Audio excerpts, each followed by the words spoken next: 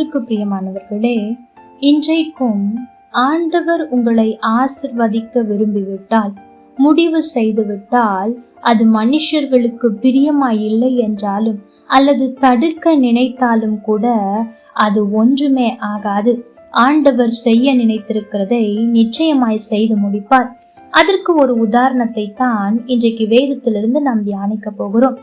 ஆதியாகமம் 48 அதிகாரம் 17 வசனமும் 19 வசனமும்.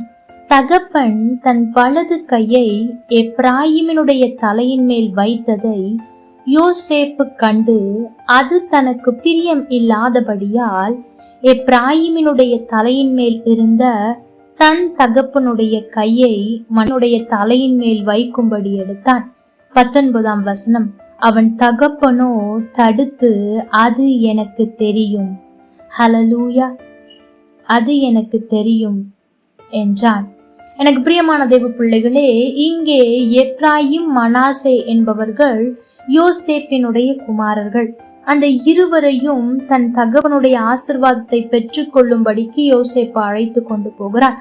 நியாயப்படி பார்த்தால் மூத்தவர்கள் மேல்தான் சில ஆசீர்வாதங்கள் அதிகமாக கிடைக்கும்.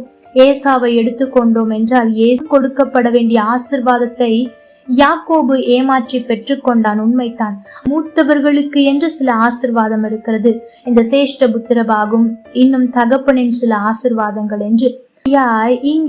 இங்கே மனாசே ஆசீர்வதிக்கப்பட வேண்டும். ஆனால் யோசேப்பினுடைய தகப்பனாகிய யாக்கோபு எப்ராயிமின் மேல் தன் கைகளை வைத்து ஆசீர்வதிக்க முயல்கிறான். அப்பொழுது அது யோசேப்பிற்கு பிரியமில்லை. பாருங்கள், இருவரும் தன்னுடைய குமாரர்கள் தான். ஆனாலும் கூட நியாயப்படி மூத்தவன் தானே ஆசிர்வதிக்கப்பட வேண்டும் என்பதில் அவன் கவனமாயிருந்தான். அது மாத்திரமல்ல, வசனம் தெளிவாய் சொல்லுகிறது, அவன் தகப்பனாகிய யாக்கோபு அவனுடைய கையை எப்ராயிமின் மேல் வைத்தது யோசேப்புக்கு பிரியமில்லாமல் இருந்தது என்று. அதாயும் ஆசிர்வதிக்கப்படுவது அங்கே யோசேப்பிற்கு பிரியமில்லை. தன் மூத்த மகனாகிய மனாசே அல்லவோ ஆசிர்வதிக்கப்பட வேண்டும் என்று அவனுக்கு பிரியம் இல்லாமல் இருந்ததோடு விட்டுவிடவில்லை. பாருங்கள், அவன் அங்கே தடை செய்கிறான். தன் தகப்பனுடைய கரத்தை எப்ராயிமின் தலையின் மேலிருந்து எடுக்கிறான். மூத்தவனாகிய மனாசேயின் மேல் வைக்க முயற்சிக்கிறான். அப்பொழுதுதான் அவன் தகப்பன் சொல்லுகிறான், யாரை ஆசிர்வதிக்க வேண்டும் என்று எனக்கு தெரியும் என்று சொல்லி எப்ராயிமை ஆசிர்வதிக்கிறார். அங்க மனாசேய்க்கும் ஆசிர்வாதம் கொடுக்கப்பட்டது உண்மைதான், ஆனாலும் மேலான ஆசிர்வாதம் எப்ராயிமுக்கு கொடுக்கப்பட்டது. எனக்கு பிரியமான தேவ பிள்ளைகளே, இன்னைக்கு நீங்களும் ஆசிர்வதிக்கப்படுவதை உங்களோடு கூட இருக்கிறவர்கள் விரும்பாமல் இருக்கலாம். அதை தடுக்க எத்தனையோ முயற்சிகளை செய்யலாம். எப்படி அன்றைக்கு யோசேப்பு யாக்கோபை தடுக்க மேல் வைத்திருந்த கையை எடுத்தாரோ, அது போல அநேக காரியங்களை உங்களுடைய வேலைகளில் செய்யலாம். ஆனாலும் கூட நீங்கள் கலங்க வேண்டிய அவசியம் இல்லை. ஆசிர்வதிக்க வேண்டும் என்று ஒரு தகப்பன் முடிவு செய்து விட்டார். ஆனால் யார் தடுக்க நினைத்தாலும், யாருக்கு அது பிரியம் இல்லை என்று சொன்னாலும் கூட அவர் ஆசிர்வதிப்பது நிச்சயம். அங்கே அது தான் நடந்தது. ஒரு சாதாரண மனிதனே தான் விரும்புகிறவர்களை இவ்வளவாய் ஆசிர்வதிப்பான் என்று சொன்னான். அதை தடை செய்ய வருகிறது தன் மகன்தான் என்று தெரிந்தும் ஆசிர்வாதத்தை தடுத்து நிறுத்தாமல் அதை தொடர்ந்து அவன் ஆசிர்வதிப்பான் என்று சொன்னால், உங்களையும் என்னையும் உண்டாக்கின தேவன் எவ்வளவு உண்மையுள்ளவராய் நம்மை ஆசிர்வதிப்பது நிச்சயம் என்பதை சிந்தித்து பாருங்கள்.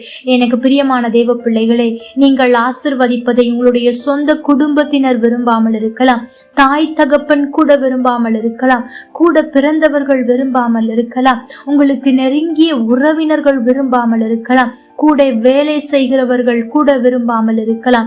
மாத்திரமல்ல, விரும்பாமல் இருப்பதோடு நின்று விடாமல் அதை தடுக்க அநேக முயற்சிகளை எடுக்கலாம். ஆனாலும் ஒன்றை தெரிந்து கொள்ளுங்கள், ஆண்டவர் உங்களை ஆசிர்வதிக்க விரும்பிவிட்டால் யார் தடுக்க நினைத்தாலும் அது முடியாது. நீங்கள் சோர்ந்து போக வேண்டாம். ஐயோ, அவர்கள் எனக்கு விரோதமாய் இவ்வளவு காரியங்களை செய்கிறார்கள், தடுக்க இவ்வளவு முயற்சிக்கிறார்களே என்று கலங்காதீர்கள். தகப்பன் உங்களை ஆசிர்வதிக்க முடிவு செய்து விட்டால் அதை தடுக்க ஒருவருக்கும் அதிகாரம் இல்லை. கர்த்தர் தாமே உங்களோடு கூட இருந்து உங்களை ஆசிர்வதிப்பாராக. ஆமென். லைக் பண்ணுங்க, ஷேர் பண்ணுங்க, கமெண்ட் பண்ணுங்க.